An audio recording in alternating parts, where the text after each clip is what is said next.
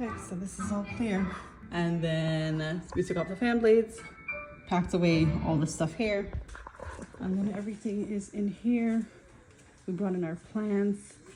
Thank God we didn't do Halloween decorations yet. Dan is moving everything around a little to make sure everything's secure. You want to be able to still have access to get into the garage in case you need to hide in here. For Hurricane Andrew, we actually stayed in the garage and stayed in the car. He's tired. He worked last night.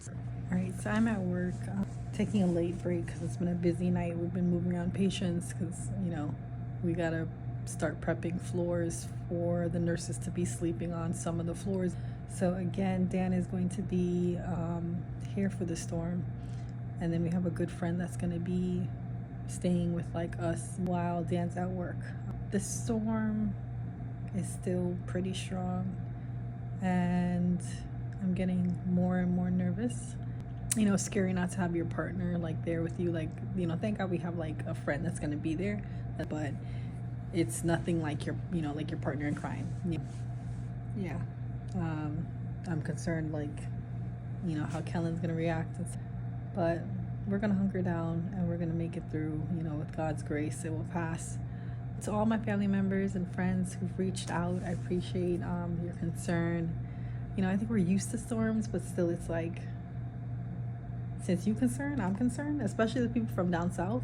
I'm like, wait, why are you concerned? Because we used to like storms, aren't we? But again, keep praying for us.